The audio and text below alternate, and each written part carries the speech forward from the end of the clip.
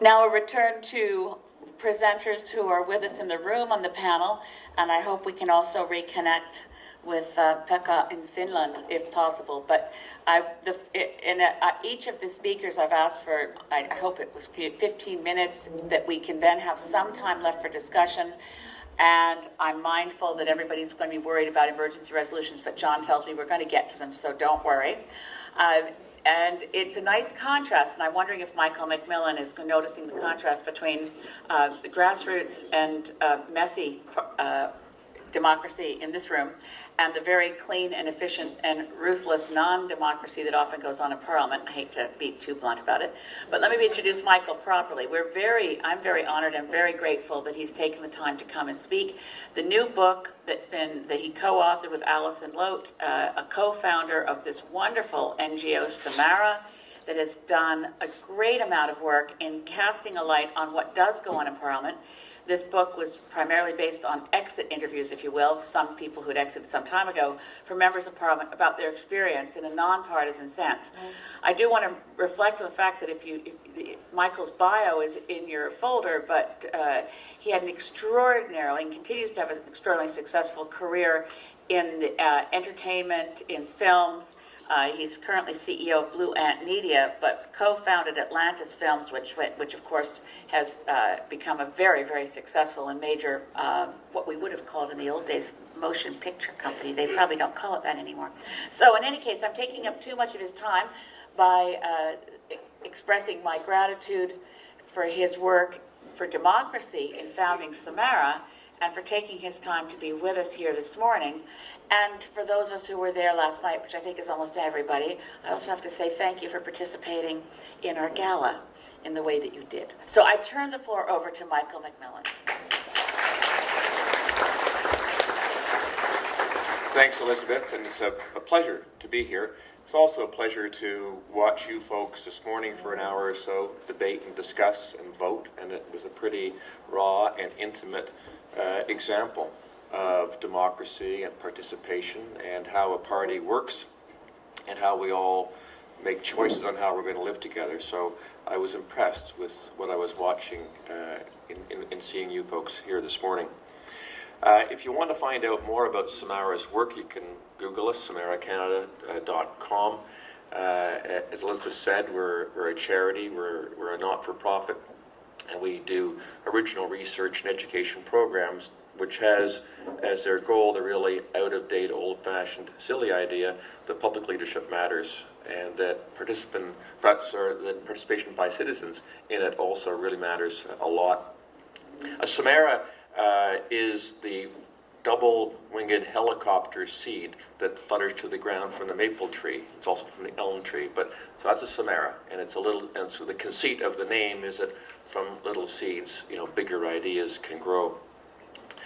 The book was the offshoot of some exit interviews that Alison Lote and I did with 80 former members of Parliament. They were the graduates who finished Parliament in 06 and 08. We made a number of reports online, and Random House asked us to expand it into a book, so we interviewed a few other graduates from the class of 2011, I guess it was. We visited these 80 former MPs in their homes or in their cafes, in their town. That's very strange. We're getting music from somewhere. Does anyone know how to turn it off? Thanks. So with 80 MPs from all parties who were in the Commons, so Liberal, Conservative, NDP, and Bloc at the time in the Commons, and who had graduated at the time. And they exactly reflected the country, both genders, geographically, by party, in every way. Of the 80, 35 were cabinet ministers, and one had been a prime minister. Coming here yesterday, I was remembering the last time I was in Fredericton was to interview the late Andy Scott. On that same trip, I interviewed Claudette Bradshaw and Charles Hubbard, also both obviously from New Brunswick. The neat thing about these 80 former MPs is that they very much reflected the country. Only 11 of the 80 had been lawyers. Most of them, the largest single group, about 25 of them, came from careers as teachers nurses, doctors, firefighters, policemen, people who in some manner had been serving the community. But they weren't all a bunch of lawyers. They served on average 10 and a half years. On average, they entered politics at about the age of 55, 57. And they all talked about the sense of awe and responsibility that they felt that first day of walking into the House of Commons. Every single one of them spoke that way. The book is called Tragedy in the Commons, so it tells you it's not all fun and happiness. And I'm going to dwell a bit on the tragedy part. But if you do happen to get a chance to read the book, and they are selling copies out beyond the curtains over there, if you do happen to get a chance to read it, you will see that in the book these former MPs talk about a lot of other things that I won't mention in my opening remarks. They talk about committee work, caucus work, and a sense of accomplishment in many ways. Everybody we interviewed on the book was interviewed on the record. So there are a couple thousand quotes. Every single quote in the book is on the record except one. If anybody here can find out which one is not attributed, I'll give you a free bottle of Clausen Chase Chardonnay from Prince Edward County, Ontario, as your prize. Alison and I began our interview questions with what we hoped was a fluffy, easy question. How did you get into this? And in that first 10 minutes, we were introduced to two main themes that run throughout the book, surface and resurface in different ways. And we didn't ask them these two questions. They came unannounced but readily repeated. So we get this remarkably consistent narrative spread over and over again. By the way, I should point out that we assumed that these former MPs would talk to us along party lines, that the Liberals would kind of say this, the Tories that, the NDP this. We figured that we'd have them pigeonholed based on the party they belonged to. We were completely wrong. Their responses were remarkably consistent, and with only a couple of exceptions, there were no resemblance to sort of party platform or separate party experience. So very consistent. And if some of what I tell you and some of what we heard at some points kind of rang partly untrue, at least bear in mind this is a narrative repeated by 80 people over and over and over again. And if you believe it all, or you believe some of it, or you disbelieve some of it, or think some needs some salt sprinkled on it, this I find very powerful that these 80 people chose a very consistent set of memories and things that they wanted us to hear about.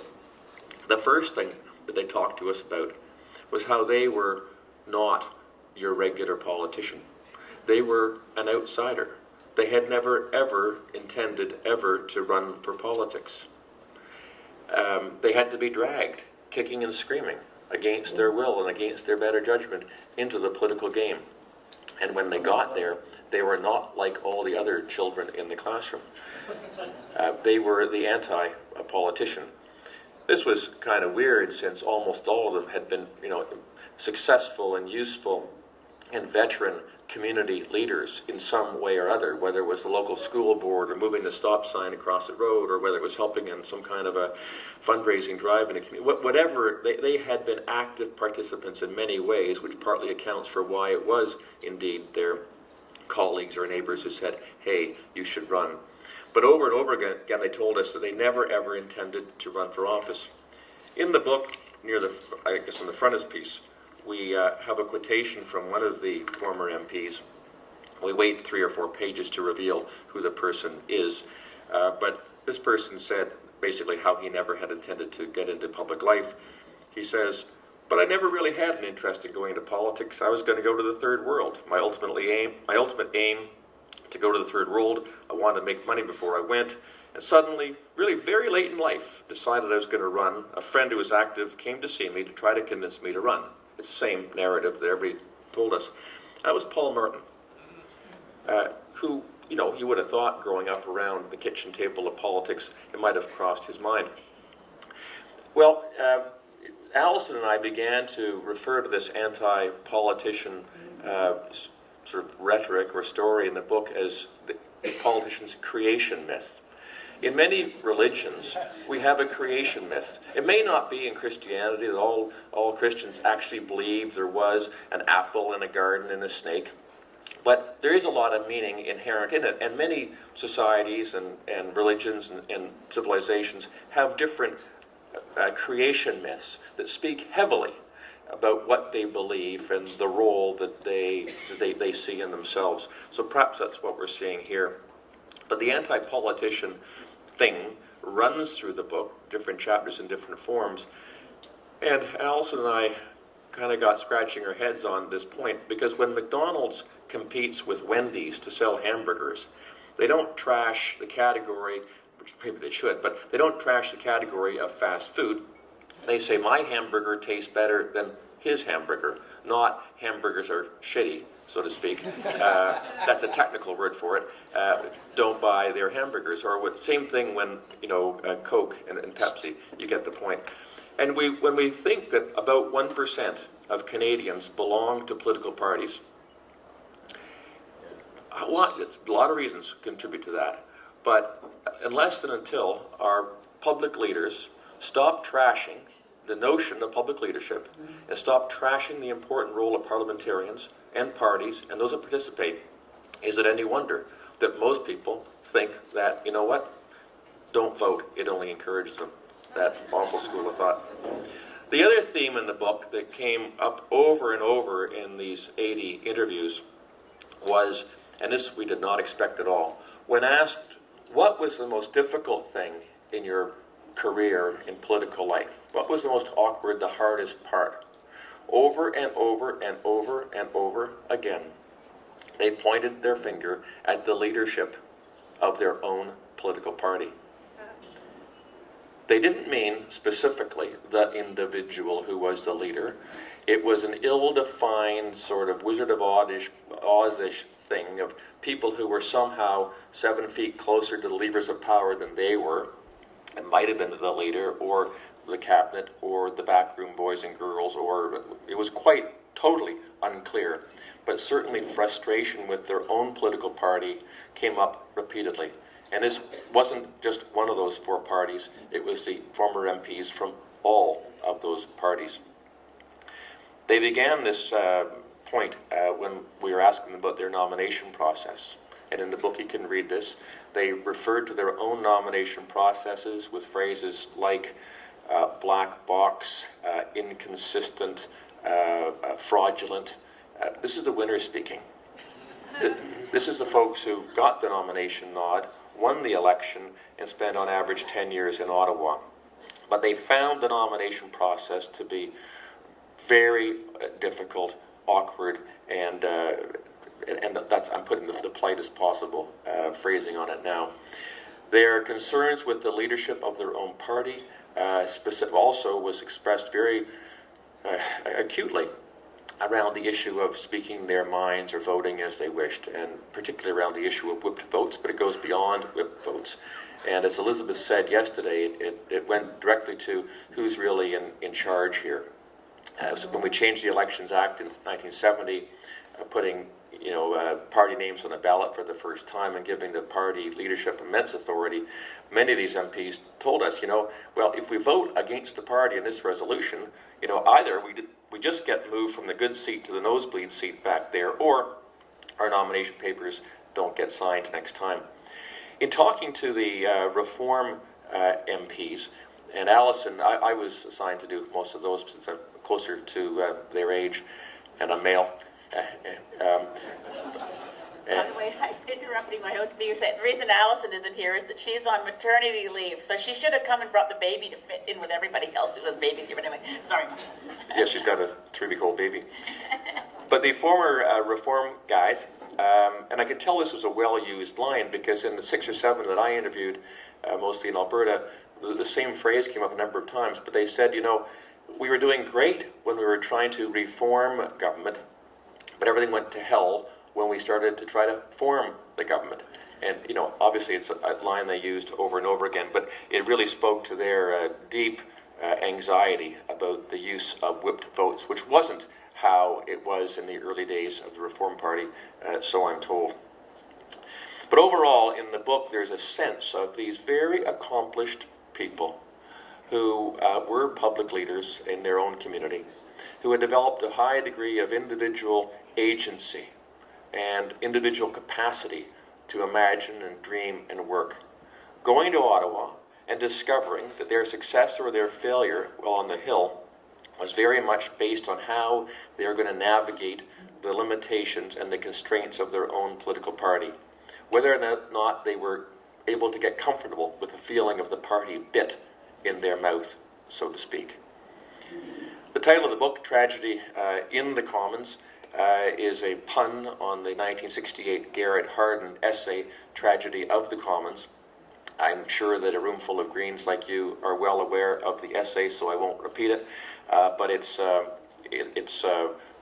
pun on that, and also reflection of a comment that Keith Martin made, a former MP, who was a reformer turned conservative turned liberal, giving those party crosses a bad name.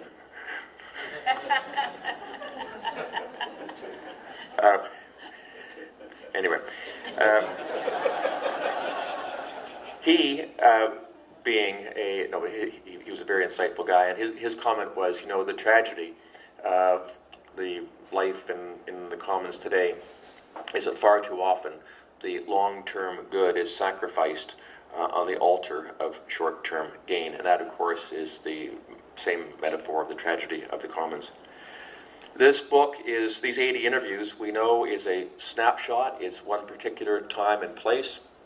It partly reflects individuals that came into office in the early 90s. So a lot of them were early arrivals from Reform and from the Bloc, which may even reinforce the outsider sentiment that was coming through in the interviews. That was a time of Quebec wants out and the West wants in. But in any event, even though it is just a snapshot in time, and I suppose that 80 interviews conducted 2 years from now would yield a different point. But there is an underlying truth to what these 80 MPs told us, and that is somehow they are describing a very uneasy alliance between themselves and their own political party.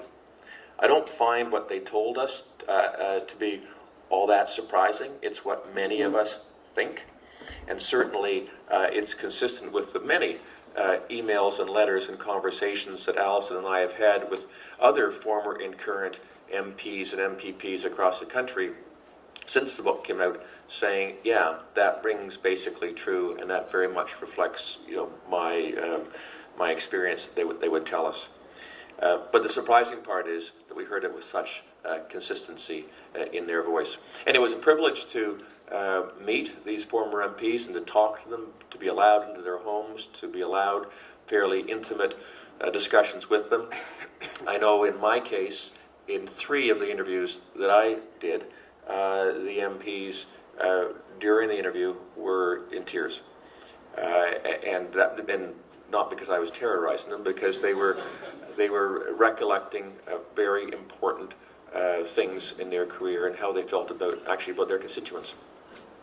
And those, we didn't quote those things in the book because they weren't, we didn't need to.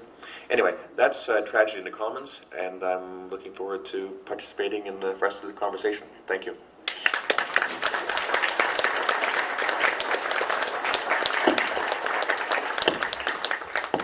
Well, you can see why I was so thrilled when Michael accepted our invitation to join this panel, because a perspective like that, interviewing 80 MPs from different parties, and certainly we want to get into that discussion, but I'm very, very grateful to you for coming, and your subtle jab towards my colleague Bruce Hyer. Just remember, I was quoting Winston Churchill earlier today, but we do remember Churchill's famous decision to leave the Conservative Party with which he was first elected, go to the Liberals, and then go back to the Conservatives. And he said, well, something like, it may be not that unfamiliar to have someone rat, but to re-rat is really something. So I'm counting on Bruce not re-ratting.